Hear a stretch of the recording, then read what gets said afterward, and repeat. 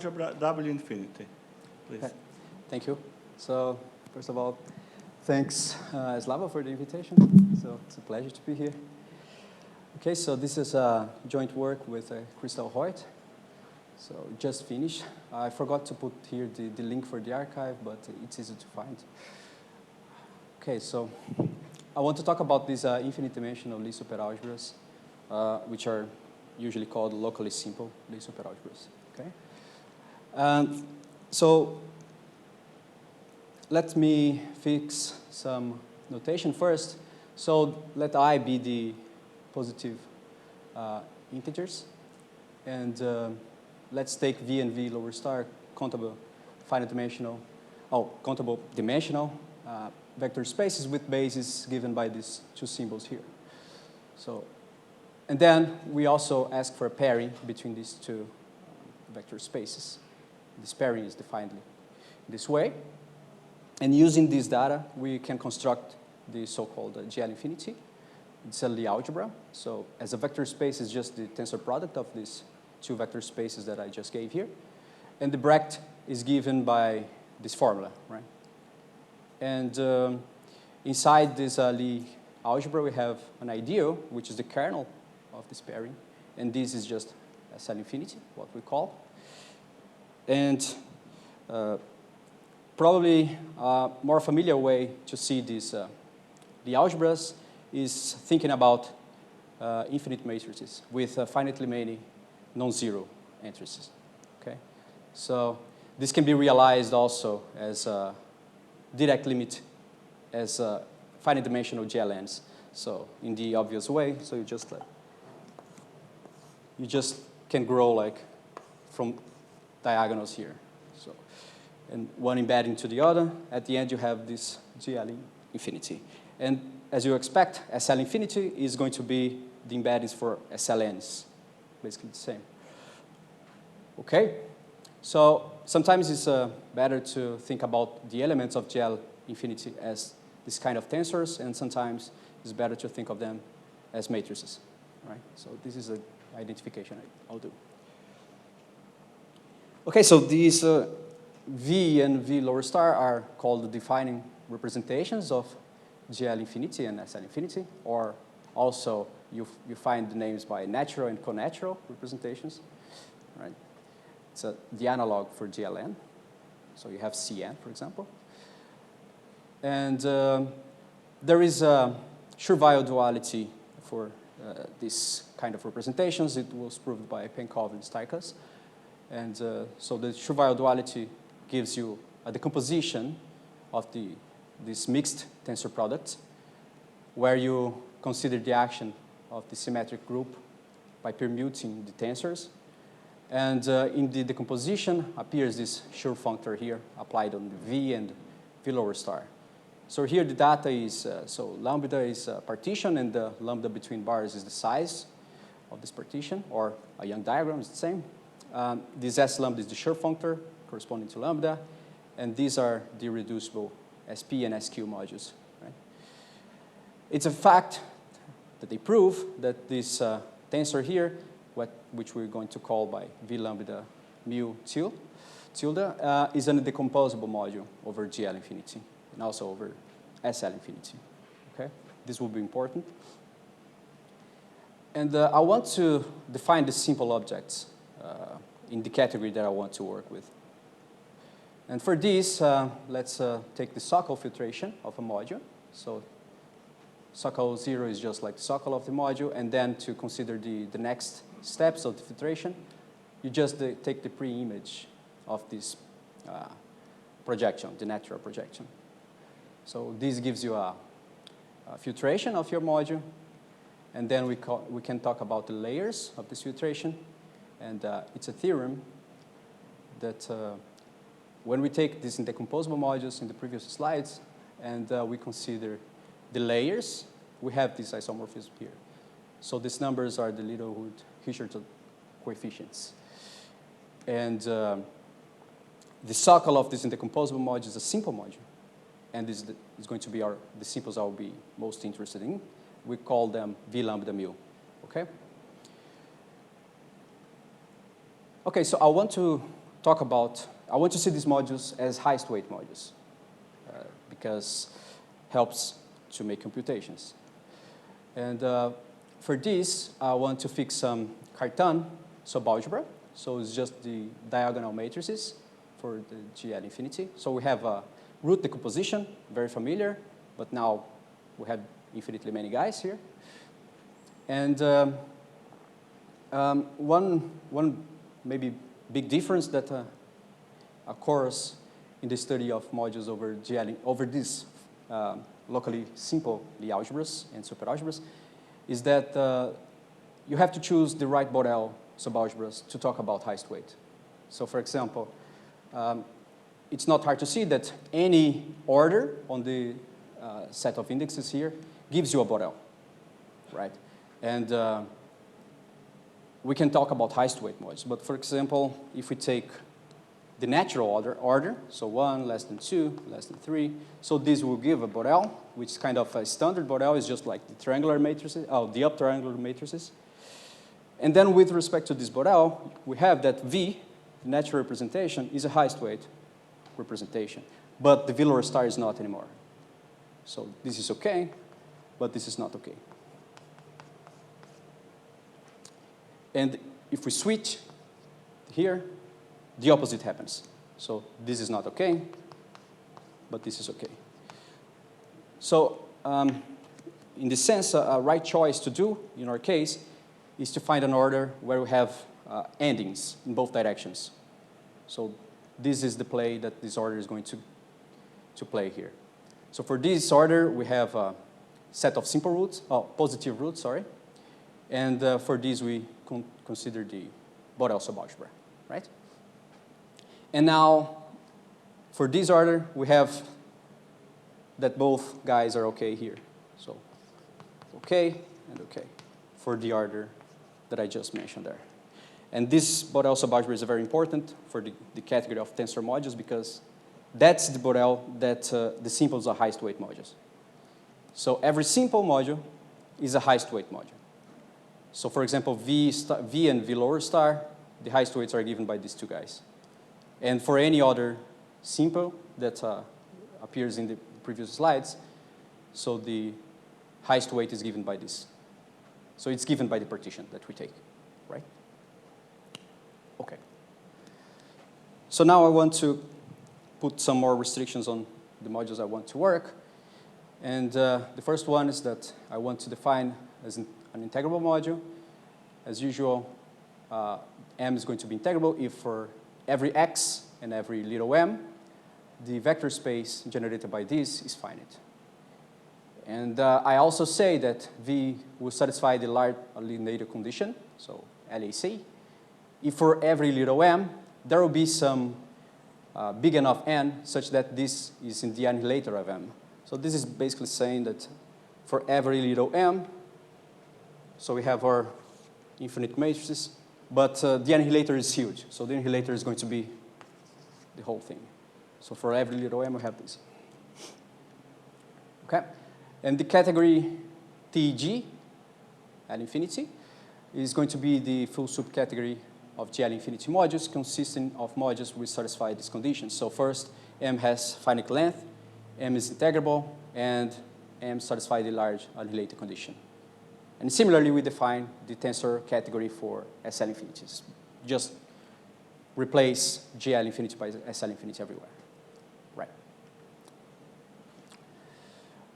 Okay, so this category is very nice, and it was studied by in many papers. I will mention here the work of Duncohen, Penkov, and Serganova, and they show that this category is a abelian symmetric monoidal category, and the elements consist of subquotients of tensor modules. That's the reason the category is called tensor category, in this sense, category of tensor modules.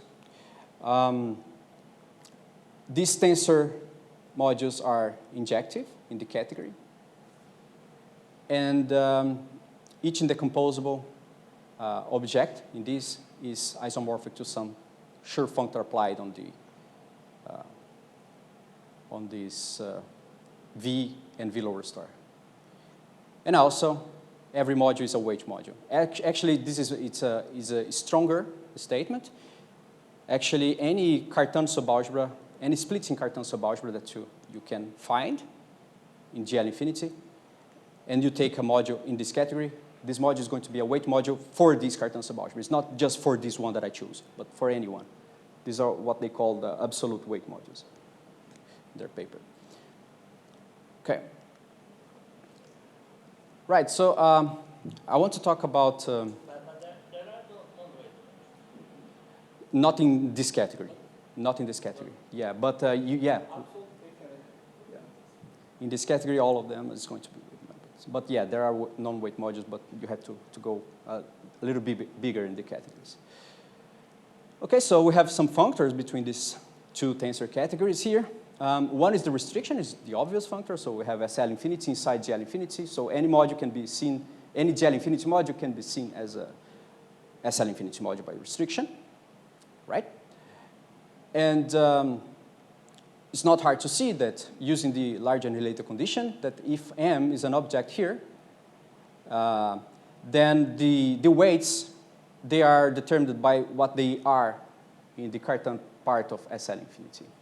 Okay, so in the other direction, I can extend any module of T of SL infinity to a module of T of GL infinity.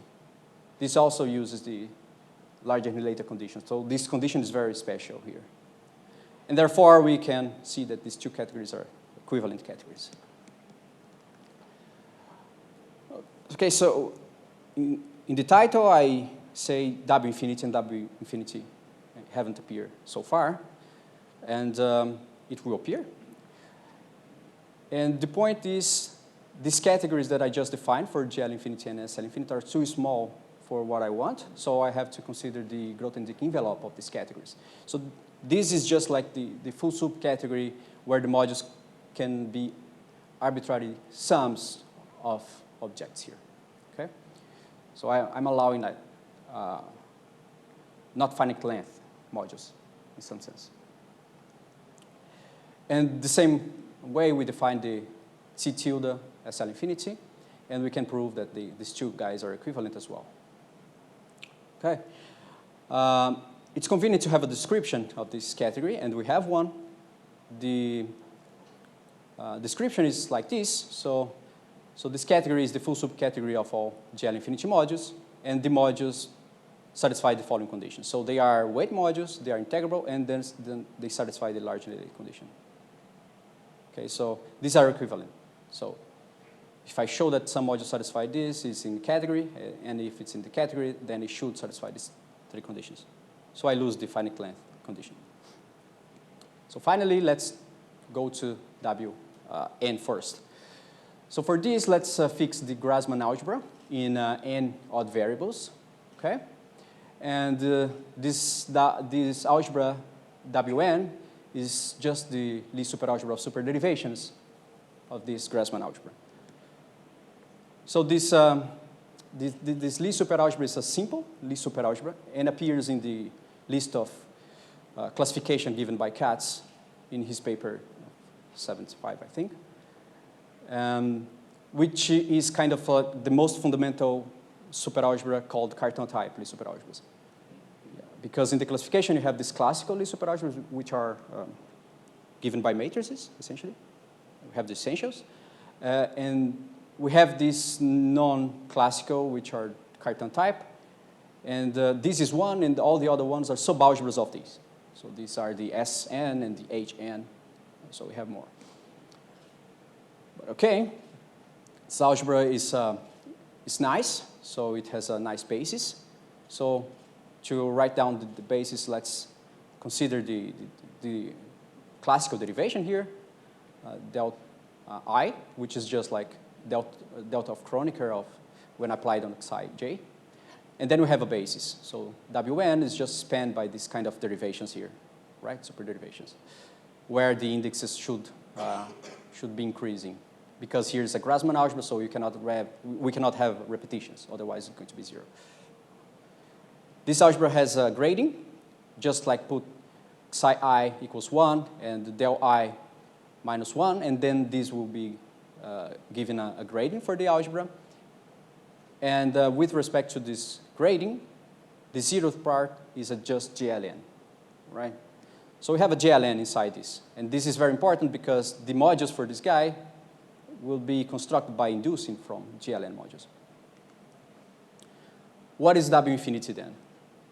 So W infinity is the locally simple version of Wn. So as I said, we have GL infinity, we have SL infinity. Similarly, we have SP infinity, SO infinity. We have all this kind of class of locally simple Lie algebras. We also have, for the classical Lie superalgebras, the versions. So we have SOP infinity infinity, SLMN, or SL infinity infinity. So we have all of this. But these all are classical. So they are matrices in this. This guy is kind of the first one outside classical matrices, Lie algebras in this sense.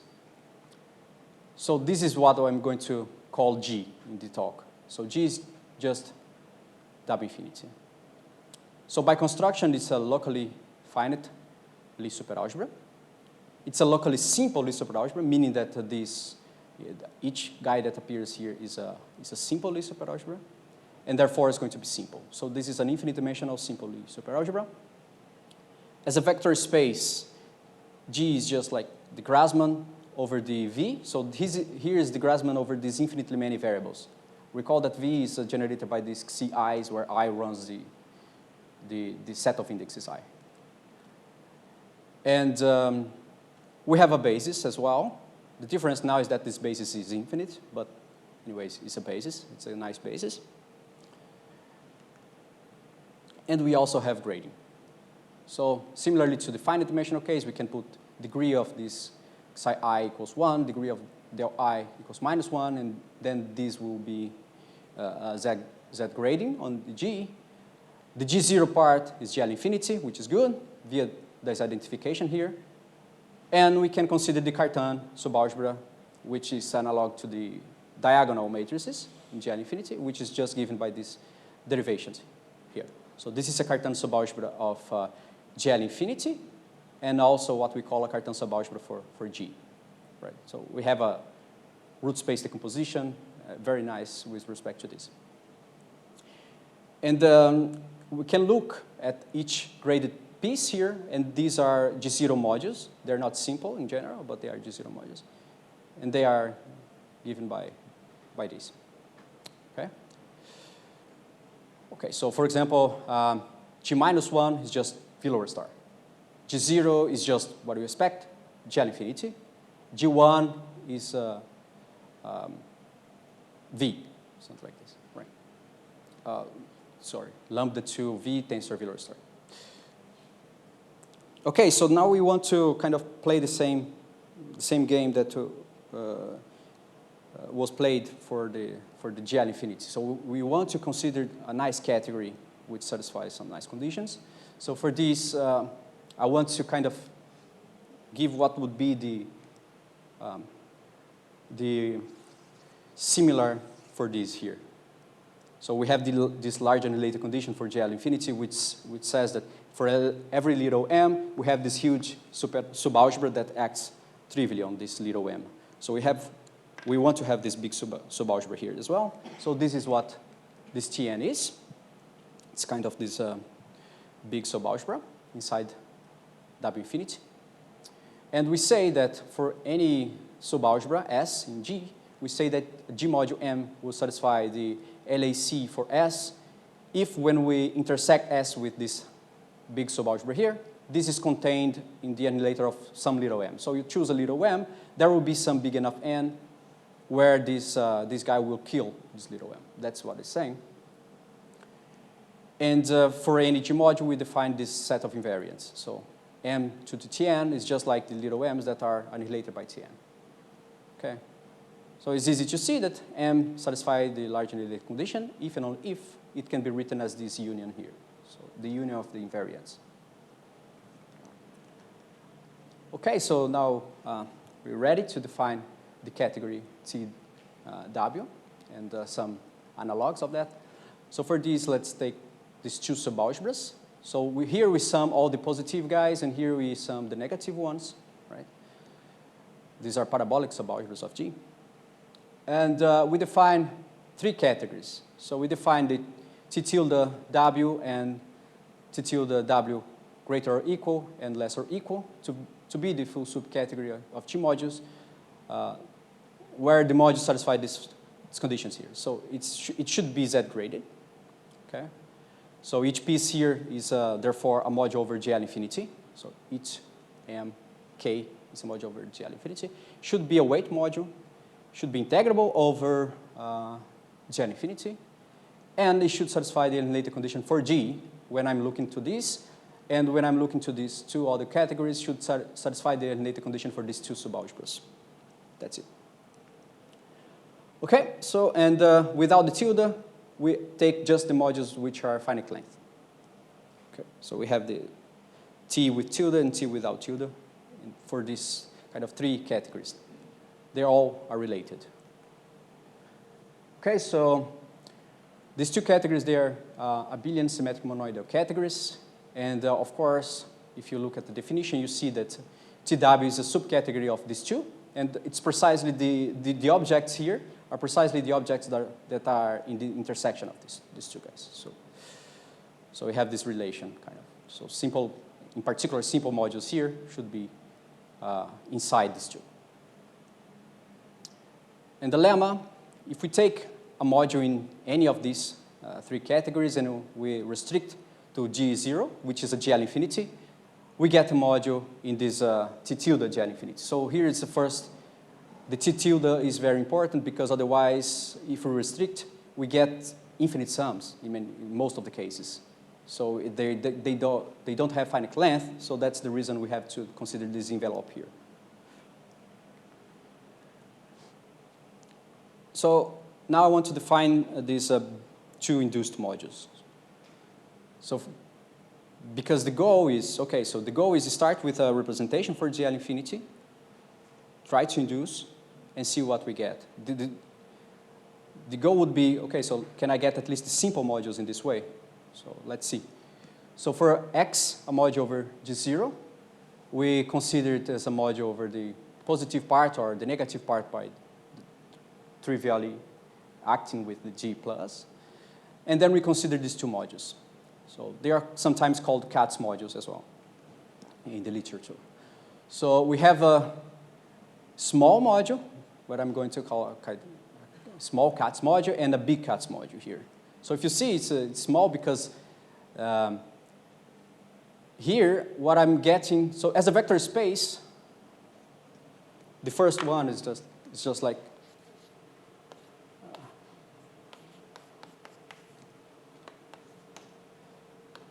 right. So as a vector space, the first one is like this. And as a vector space, the second one would be like, I'm going to write like this. This one is for sure much bigger than this one.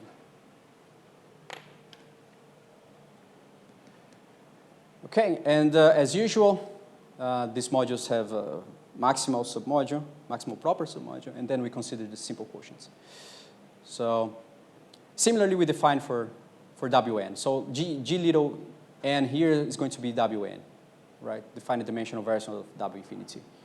And then we similarly define this small CATS and big CATS module and the simple quotients of those. Okay? So as I said, the goal is to try to realize at least simple modules as induced modules and see what we get, which kind of modules we get from these inductions. So by construction, we have these 2 guys are exact functors. And we have this, that they behave well with respect to the taking limits.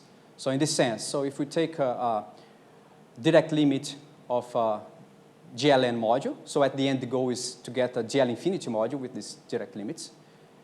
And we take this embedding, that's a natural embedding for the CATS modules. So we just send UV by U and FNV. Then we have an isomorphism here. So it doesn't matter if we do the limit first and then apply the functor that I just defined, or if we take the CATS module in every finite step and we do the limit here. So these two modules are the same at the end. So I want to understand the structure of these induced modules and see, for example, if they give me objects that are in the category I'm interested on. So for this, let's take X, a module in T of GL infinity, and then it's a weight module, so I can write down as a sum of weight spaces. And I can define a grading using the weights, right? So I can define for each weight, I can sum the weights. This is a finite sum because recall that these modules here, they are subquotients of tensor modules. And the weights that appears in the tensor modules are finite, right? So for example, V, so the weights here are just epsilon 1, epsilon 2, epsilon 3, they're finite, so I can sum. So this sum is finite. And then I can have this grading. So observe that this grading, it's grading as a G0, G0 module. So each xk is a GL infinity module, okay? And then we have this here. So if x is simple, then it should be just one. It should be completely inside just one piece, right, of this grading. And we call this x between bars equal k in this case. Okay, so what happens if we induce modules that are completely inside just one part of this grading? So what happens is that we get a nice grading for these induced modules. So we can write down them as a sum of GL infinity submodules, and each of these guys here is an object of the category of tensor category. It's not T tilde here, it's just T. And each simple subquotient satisfies this condition. So in particular, when we look at these modules, these induced modules as modules over GL infinity, this in particular is saying that every simple object has finite multiplicity. So as a GL infinity module, every simple object in this has finite multiplicity. Okay. So we have some result on this. Using this previous result, we can conclude that if X is any object in the category T of GL infinity, then the induced K plus of X lies in this category and K minus of X lies in this category. And it's very easy to see that K plus is not in this category with less or equal, and similarly, K minus is not in this category with plus here, because they don't satisfy the large annihilator conditions in these categories. So as I said, when are these induced modules simple modules, for example? So this is a question, and it's an important question. For example, if you look at the theory of finite dimensional superalgebras, you see that you have these typical blocks and you have the atypical blocks. And if you look at what Katz did by looking at these blocks is that, so typical blocks are precisely the modules that comes from Katz modules, that you don't have to take simple quotients. So in other words, so you just take the module over the even part, you induce, and you have an irreducible module.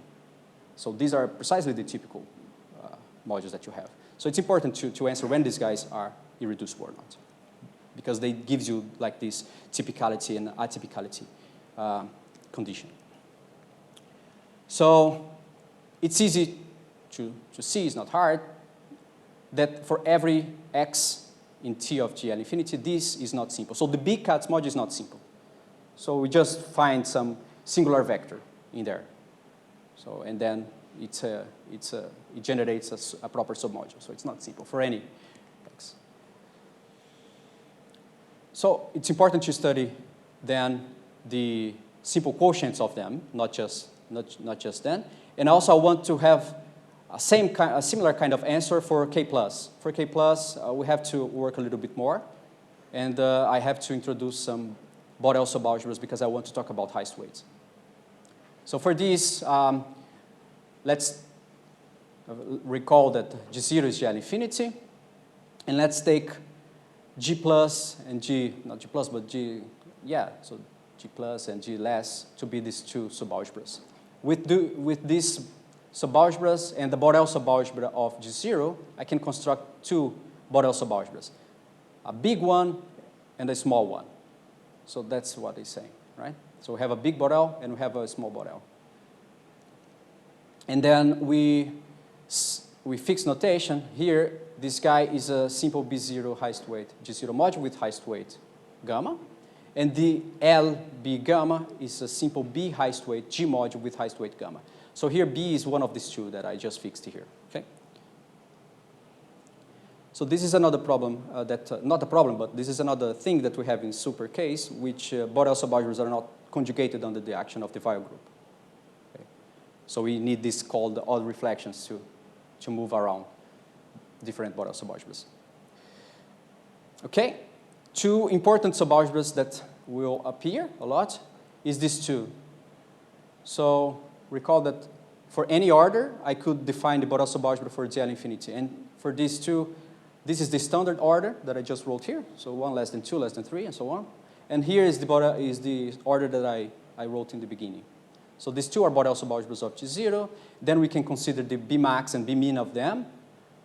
And that's what we call B like this and B like this. And we can use these Borel subalgebras to get Borel subalgebras for the finite dimensional guys. We just take the intersection. So this is what we call with little n here. Okay. So these Borels and highest weight modules they are very important because they give you the simple modules in the finite dimensional case. So Bernstein and Lattice, they describe the reducible finite dimensional Wn modules and realize them as representations as tensor fields. And they use these induced functors here that I just described. And Vera studied the category of Z-graded Wn modules and described the structure of these induced modules. So in particular, she proved that this Katz module is simple if and only if this weight is typical. So as I told you at the beginning, these induced modules, they give you this typicality and atypicality condition there. And when it's not typical, she proved that it's not so bad. It's going to have length 2 when it's typical.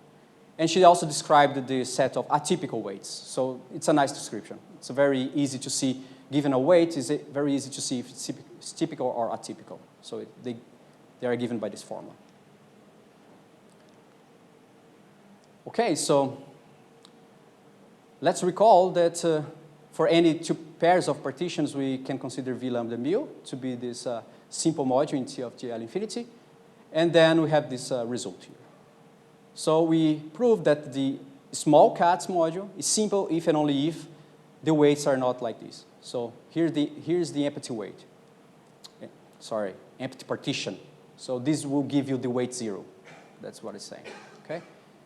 And the mu should be different from this partition with just one guy, mu1. So this is basically saying that if we take V lambda mu to be non-isomorphic to this symmetric power of the connatural representation, then the Katz module is simple. So this is the only problem. This is the only module that gives us something that is not simple. And we also proved that in the case it's not simple, we have this submodule generated by the singular vector here, right? So this theorem in particular says something that is different from the finite dimensional context. So this says that the simple modules in here cannot be constructed via small induced modules. The reason is, I said in the beginning that this small Katz module is not here. It is in TW when you put a sign, right? When you put, it's here, but it's not in T of W.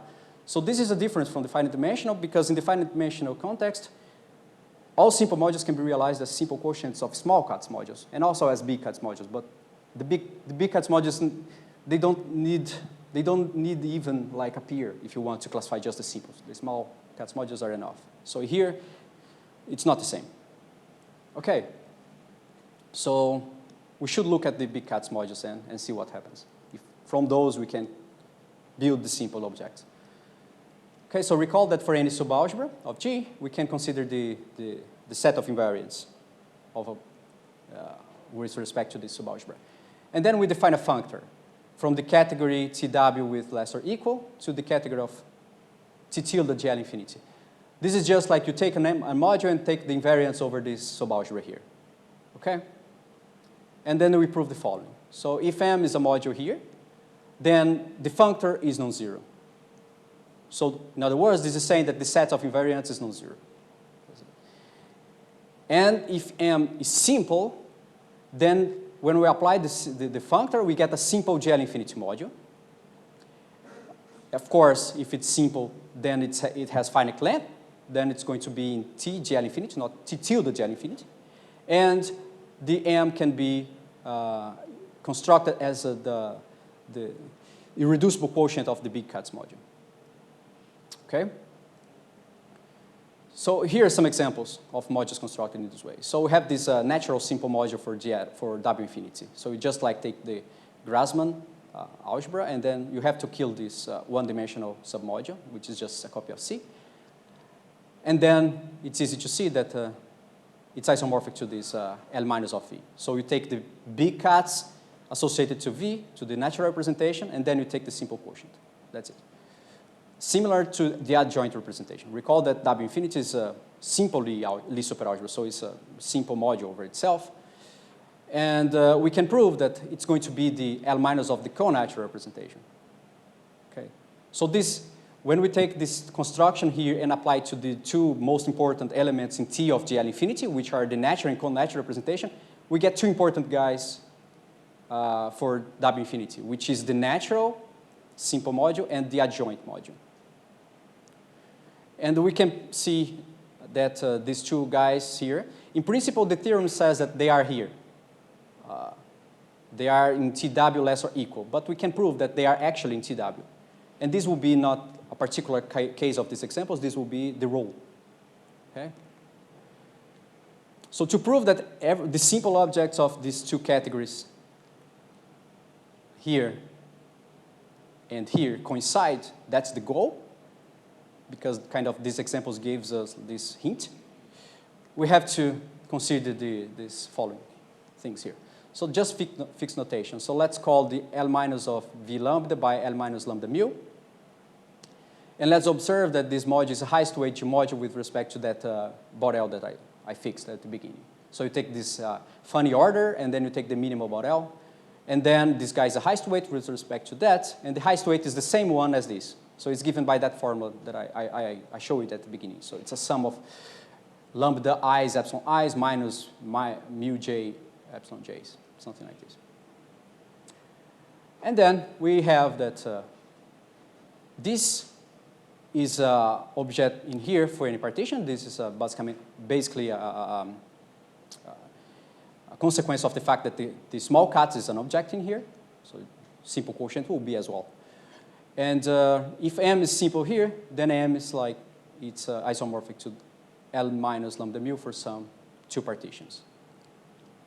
And as a corollary, we have that any simple module in this category, and therefore in this category, because recall, simple modules in this category are precisely the simple modules that are in the intersection of the simples in this and the greater or equal. So the simple objects in this category, and therefore in this, they are highest weight modules with respect to this funny Borel here. Okay? So we have, we can now like use highest weight techniques to study simple objects here. And as I said, the goal was to show that this here is not, it's not just like in this example. This is a role. So the simple objects in these two categories coincide. And to see this, what we do is, so we now know how are the simple objects in here.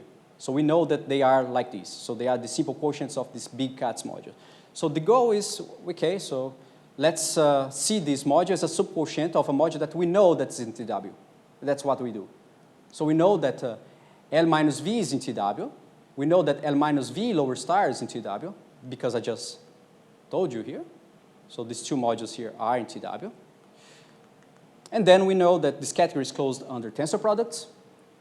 So this is in TW, this is in TW, and then therefore the tensor product of these two are in TW. And then we can realize this module as a subquotient of this. And therefore, we gain that this is also in TW. So the simple objects in these two categories, therefore, are the same. That's what it's saying here. Okay? So in particular, if you remember, in the slide in the beginning, I said that so the simple objects here, and in true, every object in here would be a subquotient of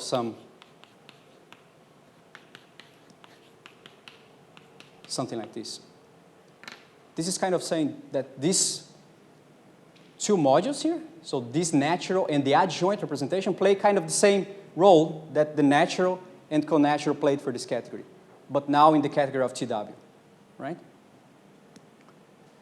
And as I observed before, we cannot do the same with K+. If we try to do the same with K+, you already, I mean, we saw that many of these are simple and they are never in TW. So you cannot do the same. Right. Okay, so the goal, let me see how much minutes I have. Okay. So now I want to try to describe the simple objects in this category as to have a realization of them. This is true. Because here we have a classification. We have that these modules, there are irreducible quotients of some big induced modules. Okay, so this is nice, gives a classification, we have highest weight representations, but sometimes it's hard to do computations with that. So the goal is now to see if we could try to do the same as Bernstein and Lattice did in the finite dimensional case, where they showed that these modules, they can be seen as tensor field modules. So this is the plan now. So for this, I want to define what are these tensor field modules here. Okay? So let's take X G0 module, so it's a GL infinity module. And then for this module, I can consider this tensor product. So I just take the Grassmann algebra with infinitely many variables and a tensor with this. So this is the vector space that I'm considering. And we can define an action of W infinity on this vector space. So this action is given by this. For every F in a Grassmann algebra and V in X, we can define an action of a superderivation on this by this formula here. So it's important that X, so here I should say that X is a module of T of GL infinity. So there's a typo here. Because otherwise this is an infinite sum and it would not be well defined. Because to see that this sum is well defined, we need to use the larger annihilator condition. Right? So if X satisfies the large annihilator condition, then this action is well defined. And then we have a module over W infinity. And that's what I'm saying here. So if X in here, then this module can be seen as an object in TW tilde. Okay, so good. So this at least shows us that if we start in the right place, we end in the right place as well, where we want. Because recall that the goal that I just told you was to realize the simple objects in here as something more like touchable. So these are the more likely, like these modules, these tensor modules. Okay, so I want to show that. So for this, I need to look at co-induced modules. The reason is that if you see the classification, it depends on this big CATS module, not the small one. And when you look at the big CATS module, it looks like a co-induced module. At least in the finite dimensional setting, this is what happens. I'm going to say more about this in the next slide. But okay, so let's consider co-induced modules. So consider X as a G plus or equal module. So we just say that G plus acts trivially on this module. Recall that X is a module for the G0 part. And then we can define, as usual, the co-induced module. So the co-induced module is just like this home space. Okay? So these usually are much, much bigger than induced modules because everything here is infinite dimensional. So we're taking, like, it's a big module here. Okay? It's, of course, not an object in our category. It's far to be. But okay. Anyways, so now for any T in our tensor module, so we can look at this T0. By definition, it's just this module. So it's a way to see every element in the tensor module as an element of X. And using this, we can embed our tensor module into this co-induced module. So the form is like this. So you just take some T, And it should be an homomorphism from U of G to X. And then you apply to U, and you use this formula, where this part here is just defined in this equality. As I said, in the finite dimensional setting, the big Katz module is kind of a co-induced module, and that's kind of what's saying here. Because these are, when I twist here, I get kind of a big Katz module. That's what I'm saying. So when I do duals, in the small Katz module, what I get is like a big Katz module. That's the reason I say that. So in the finite dimensional case, it's very nice. In the finite dimensional case, these tensor fields, they coincide with the co-induced, and they coincide with this kind of twist. Take the small Katz module and twist again. Okay? And then we prove that if the partitions are not like this, then this tensor field module is locally simple G module, and therefore is simple. Right? So we use this kind of tool to prove this result. Okay? So in particular, if it's simple, we know that's an object in here. Therefore, this module is in TW. At first, it's not simple, so it could have infinite length, and then would not be here. But as we just proved, it's simple, so it's here. Okay? And then we have that for any partition, any pair of partitions, so we have this module. It's a, recall that this is a irreducible quotient of a big Katz module, which classifies the simple objects in the category that I'm looking at. And we can prove a nice result, which is similar to the result that Bernstein and Lattice proved, that we can realize these modules as submodules of tensor fields. Actually, it's even better because most of them are just the tensor fields. You don't have to take even submodules. But to be precise, we have these. So every simple module like this is isomorphic to a submodule of the tensor field. And actually, this is what is saying here. If we take only partitions like this, we have actually that tensor fields are the simple modules. Okay? Okay, so this gives us a realization of our modules. So now it's, for example, it's much easier to look at this. So, for example, a question is, what is the structure of the simple modules as a GL infinity modules? It's very hard to answer this question when you see this guy as a quotient of some induced module. But now it's very easy, because now we have a very explicit realization of this module. Okay? So, let me see. How much time do I have? Okay, so I'm finishing. I just want to say a few more words about injective in this category that I'm working. So we could also find some nice properties of injectives in this category. So for this, let me introduce these categories here. So G mod and G0 mod is just the category of all G modules and G0 modules. Int G0 is the full subcategory of G0 mod, where we consider only integrable G0 modules. Int G, G0 is the full subcategory of G mod, where when we see the modules as G0 modules, they are integrable. And then we consider this with a weight in here, just saying that we want modules that are weight modules. Okay, so we have many categories, right? But we need them to construct this. So we have now some functors. Okay. So we have, all of them are natural functors if you see the definitions. So the first one just takes some arbitrary module and gives us some integrable module. So we just take all the elements that are integrable. So this is a submodule of M, and this is integrable. Here we just take the module and we consider the biggest weight submodule inside that. So here's the biggest integrable submodule inside the module M. Here's the biggest weight submodule inside the module M. And finally, remember that we need this large annihilated condition a lot for many definitions and for many constructions.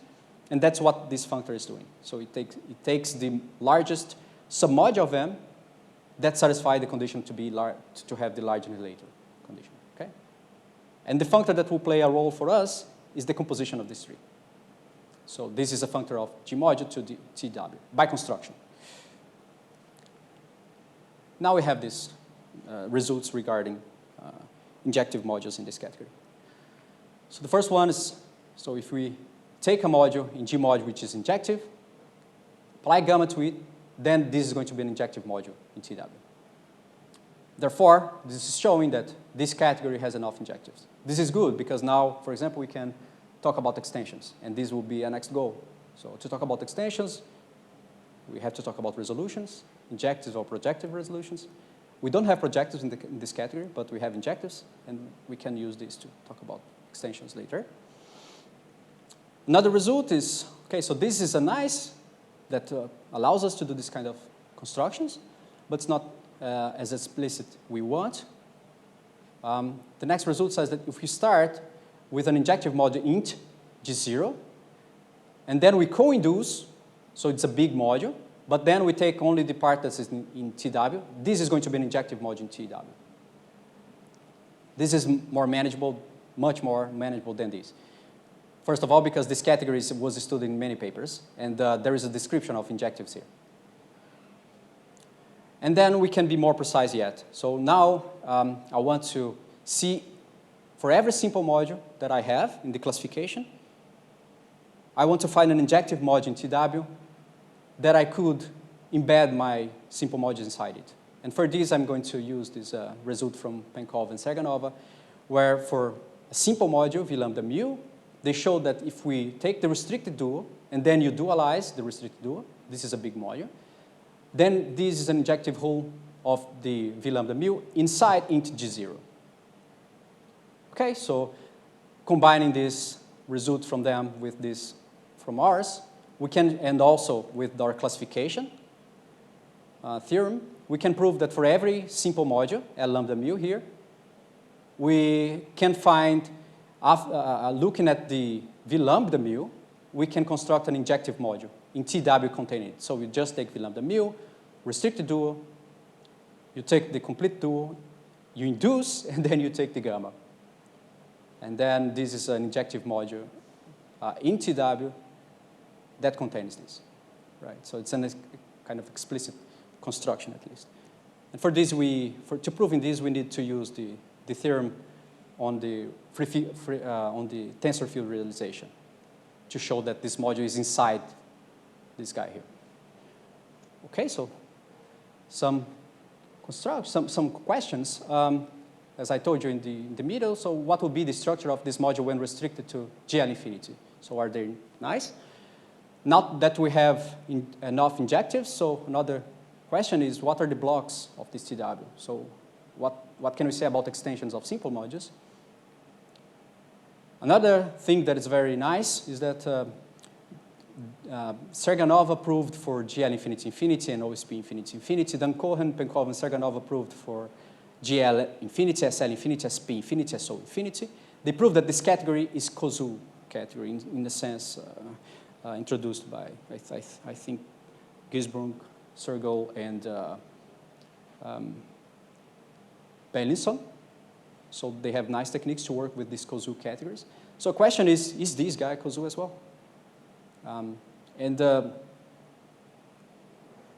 A last question, but we don't know. But could you have an equivalence between TW and T of GL infinity? So these are all questions that we want to answer, and that's all I have. Thanks.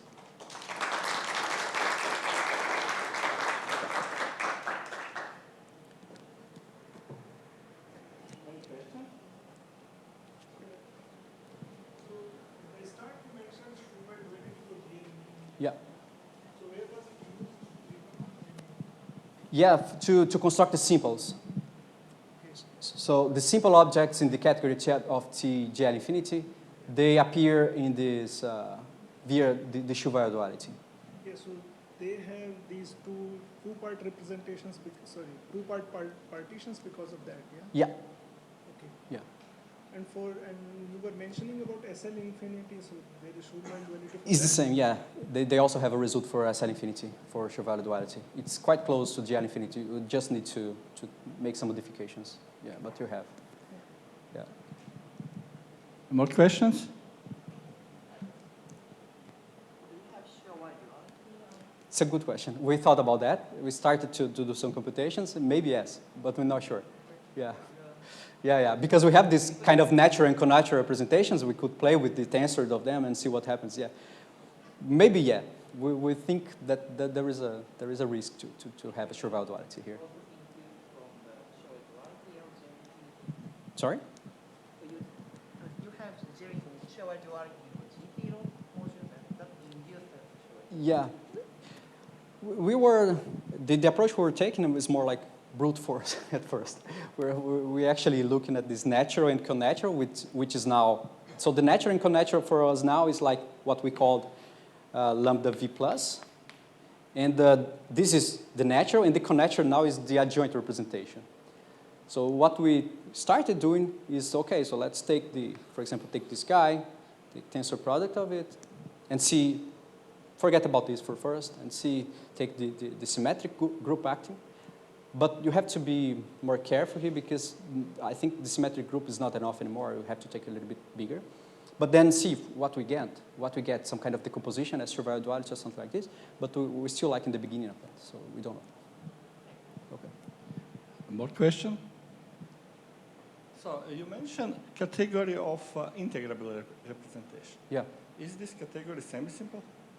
With finite dimensional weight, the category in general is not. No. Because So you have these, right? So you have,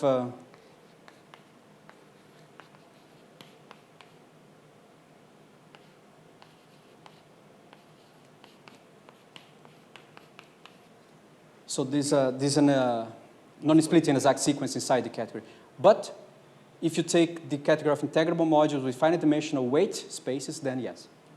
The Penkov and Saganova showed that, yeah. And you see here you have the zero weight space is infinite dimensional because it's going to be the Cartan subalgebra. So that's what fails here. But yeah, so int G0 with finite dimensional weight space, this is semi-simple. Very good. Okay. More question? If not, we should thank the speaker again. Now we will have 15 minutes.